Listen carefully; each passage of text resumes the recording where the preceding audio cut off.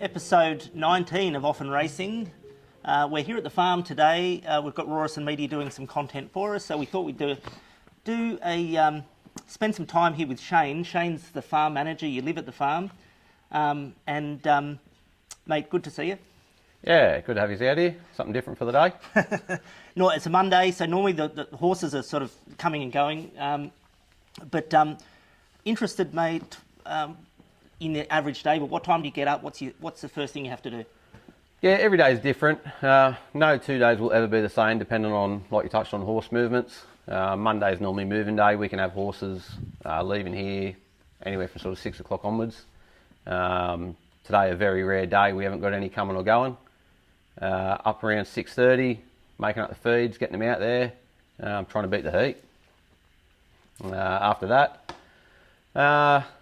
that, we make sure that ticking all the boxes, making sure their water troughs are full, clean, maintenance on the horse, going around doing their feet, checking there's no nicks, cuts, bumps, bruises, all of that, making sure all the animals are in good order. They always come first. After that, maintenance, whether that be filling up feed bins, whippersnipping, mowing, 40 acres here to mow. Irrigation's a big one. There's always something to do, mate, but horses first, then tick the maintenance boxes when we get a chance. The horse checks, I think it's multiple times a day that you check each horse? Correct, yep. Anytime we're in and around the paddock, if worst case scenario, we're having a good look at them as we're going past. But yeah, mate, at least a couple of times a day we're in there, like I say, whether it be cleaning out their feet, oiling their hooves, checking their fly veils, putting fly veils back on. Every time you're in there, like I say, even checking the water troughs. If you're in there anyway, it doesn't hurt to run your eyes over them and just make sure everything's okay, because I'll guarantee you the one time you don't, you can put money on it that there will be something, you know. They always need your attention. And probably our owners don't even recognise you without your own fly mask on. I don't get out here too often without it. I get overstimulated with it and I cannot cop them. So horses coming and going, what other visitors would come to the farm? So Monday, like I said, Monday's a day where a lot of things take place. Could be feed deliveries. Even after this, we'll go and get some hay locally up the road. Pete, our farrier, he's here every Monday. Chiropractors, we get chiropractors out here. And that's just horse movements alone. Like I say, trucks coming, trucks going. That's probably the most of what's out here, but I'm sure I've forgotten some as well. Any random visitors come to the front gate? It's the U-turn capital of... we can mention. It's the U-turn capital of Australia for some reason. All the Sydney siders come out here, get lost and turn around here, but no, not too many visitors out here, mate. When the horses do come home, I followed horse racing for 25 years. I never quite knew this, that horses get back from a spell and they're wrecked. Yeah, they are. It's no different to a human. You work hard all year and you might take that week or two off at the end of the year, and it's probably not until you've had that time off that you realise just how sort of run down you were, you know. They come back here and each horse is different, but sometimes they might go backwards for a week where they're not sort of eating too much. And you've got to find the key to what works with them. Taking a rug off, getting some sunshine on their back can help a horse eat more. Putting them in with a friend, making them have competition for their food, can make a horse eat more. It's finding out the keys, what works with what horse, and depending on that, like Sean runs his eye over them, and that's how long they're here for, depending on how well they do and how much they need it. And Sean, you're here most days of the week? Probably, I'd say an average of probably 4 days a week, maybe 3 or 4 days, depending on the time of the year and what needs to be done. And like obviously we're doing a video promoting the farm today that will come out in due course. So like Shane and I last week, it was every day we'll just, you know, getting all the mowing and the whippersnipping, getting it all looking nice and presentable. And but we threw 2 ton of seed down, you know, three and a half weeks ago. So even just running the sprinklers constantly and moving them and like that's, you know, it's all time. But I'm just here where I can help. And again, coming into the sales season, the first 4 to 5 months of the year, I'm away for quite a bit. So I need to make sure I can help where I can. Shane, you know all of these horses intimately. You must have a few favourites. Yeah, you do have a few favourites, and all for different reasons, you know. Like Boston Rocks was always a favourite from an early day, just being a big, imposing. He was a bit of a bull when he was young. Just to even look at him, you watch him just striding around the paddock, and that alone makes for a better day seeing that, you know. Private Harry, he was just smart from the get-go. You know, you always go and catch a horse, put a halter on him, do what you need to. There was never a halter for him. He was always a gentleman. He'd just stand there. You could rug him, he'd stand there with you. Take the rug off, he'd stand there with you. Then you've got Half Crown. He's the exact opposite. He's just an imbecile. He's just an immature. Will never do anything to hurt you, but it doesn't matter how old he gets. He will just never grow up. He's Peter Pan of the horse world. They've all got different characters, but yeah, you love them all for different reasons, you know. And you don't love them all. To put it nicely, there's a couple that rub you the wrong way, but yeah, this ain't Texas, the grey filly. I wouldn't say I was a fan of grey horses to start with, and then when Sean brought her home, I thought, what have you done here? But after 2 days, mate, she was amazing. I started falling in love with her, thinking this is not what I wanted to happen. Come day 3, she well and truly changed my mind, and I have not looked back yet. If there's a hard way to do something, she'll find it. If there's anything you need to do with her or for her, she will not allow you. Yeah, it's on her terms. It's her way every time. And she'll run for that. Like we already know that she can gallop.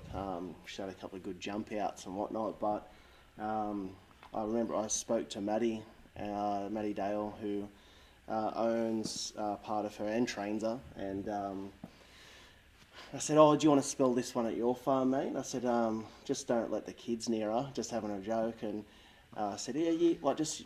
We spoke about it. You can spell her down there. I told Shane, and it was the best day of his life, I think. Straight to the shop, get some Christmas cards for Maddie. And our farrier was happy too. Yeah. So you mentioned Private Harry, a real gentleman, and that's what we sort of hope to see in a colt.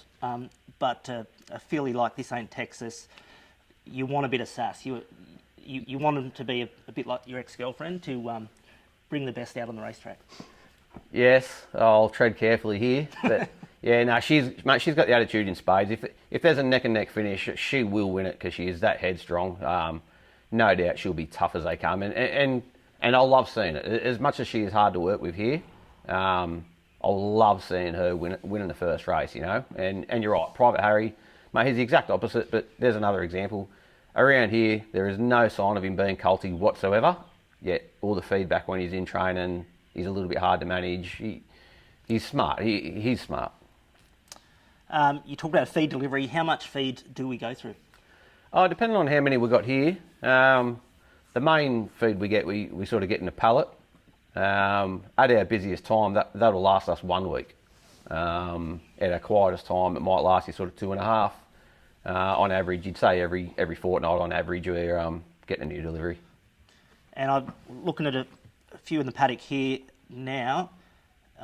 Rugs are off, but usually they are rugged. What's the reason for rugging? Different rugs for different times of year. Summertime we'll have light rugs on them. Keep the flies off them. Most of them are pretty sensible anyway. They might have a run around of a morning, a bit of a kick, but other than that, they're pretty sensible. Then in winter time, obviously it's freezing. This year wasn't too bad, but the year before you'd come out here and some mornings were -7. We use Equa rope for our fencing. It's a black rope. You'd come out here some mornings and it was just white. It was just ice hanging off there. So yeah, different times of the year, but maybe just for their own comfort, you'd say that they're rugged. And so the trainers, like especially through the summer, they hate the horses going back sun-bleached or sunburnt, and it just keeps their coat really nice. But what we've had, 34, 34, 35. Today's 25, but then we're back to mid-30s all week. So it's an advantage to get some sun on their back. Flies aren't too bad at the minute. When they are, we've got fly veil rugs too. So we just change it every day, don't we? And the feedback we get from whether it be trainers, truck drivers, even constantly mentioning how well our horses look when they go back. So the process is Sean set up. Nobody can argue how well they're working. Awesome. Magic Millions Gold Coast coming up in January. We've already been preparing for weeks and months, really. I know you follow your pedigrees and whatnot. You're going to give Sean any advice of which sires to buy into this? I stay well clear of that. I'll let Sean be the brains of that. I'll stay here cleaning up the shit, doing all the glamorous jobs, and no pressure on me then. No, that's all him. Who are some of the sires that you're following? You watch the races every Saturday. You do all your form, but who are some of your favourites at the moment? Mate, some of the sires I like to follow are not even necessarily the best sires, but sometimes just the best racehorses that you used to see. You know, as an example, like Lonhro, one of almost everyone's favourite racehorses they've ever seen. Could throw a very good horse, but as a stallion, you wouldn't necessarily have him up there with the elite.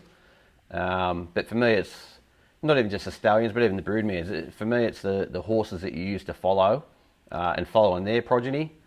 And then because you follow them, fast forward, you follow their progeny, and racing never ends. It's a never-ending circle that will always keep you interested. The next crop are never too far away. And I love, personally, when the sire throws something similar, like it was an octagonal, beautiful big black horse through Lonhro. I'm sure through Denman, you know, again, nice big black horse. Yep. We've got the Star turned colt recently fully syndicated, but beautiful chestnut, just like his dad. Very similar type, yeah, very similar type. Actually can't wait to see him progress and get to the races. He's a beautiful athlete and an amazing horse. When they work with you at the farm, you treat them all the same, but you get more of an interest in them because when they're so beautiful with you, you like to see them get the rewards on the track. We talked about sires. What about you got favourite jockeys, favourite trainers? You do have favourite trainers. Even the closer that we work with some of them, you know. Just even hearing phone calls with Sean getting around the farm. David Fife is someone I always thought was a good trainer. Yep. Then you hear some of the phone calls that he has with Sean, and instead of just being a good trainer, you hear that he's a good bloke and a bit of a knockabout character. I take to people like that. Matty Dale, he's another one. I've had a bit to do with him, with Malibu. And again, just seeing him check all the 1% of boxes, you can't help but appreciate the work that goes into them. But yeah, most of my favourite trainers would have to be the ones that we use. And what do you think the future is for Kurrinda Bloodstock? Oh, mate, honestly, the potential's endless. 5 years ago, seeing Sean buy a farm out here that had cows on it and grass that was up above your knees, you'd take your next step and you'd be falling over. There's holes everywhere. Mate, there's not one hole in the whole property now. The grass is well manicured, looked after, spruced up, trees right around the driveway, and even the level of horses that we had back then. Like I know Sean would come here kicking stones if we had a bad day at Muswellbrook. No disrespect to country racing, it's thriving in New South Wales, but it's rare for us to ever have a runner there now. And Sean can sometimes get a bit down on himself if we have a bad day in town or a horse doesn't race well in a highway. But again, it's only 5 short years ago we would have given anything to have a horse at a highway. So the future for Kurrinda, I can't see it being anything but successful. Horses like Private Harry now, like where's the ceiling, you know? Amazing. Sean, any final thoughts? No, nothing. I'm just enjoying seeing the horses, and it just gives people another insight to what goes on here. It's not rosy behind the scenes. A lot of owners see the horses at, you know, the racetrack when they're looking the best, they're shiniest, and their feet are polished. But we see the worst here, you know. We see them looking the muddiest, and whether they're injured or getting rehabbed or all the work starts from here. They don't look shiny and they don't present well unless we do our job here. So that's the main thing and the most important thing. Well, that's great insight. Thanks, Shane. Thanks, Sean. We had a great open day earlier this year. It's close to 100 owners. 120, I think. Okay, and we'll do the same this year. So it's really great insight just to come out and see the behind the scenes. It is very different to race day. So episode 19 of Off and Racing. Thank you.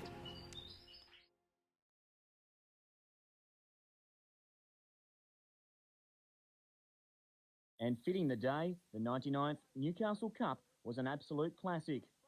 High C and Corral Boy, the old bloke won't give in, Corral Boy. High C's running him off the track. High C and Corral Boy hit it absolutely locked together. In a photo, it was judged a dead heat between the Cummings-trained High C and Carriel Boy, the first tie in 99 years of the Newcastle Cup. He was almost won, did each better than nothing, I suppose. Carriel Boy paid $10 for the win, while High C was worth $1.80, and the Waterhouse-trained Crossbar finished third.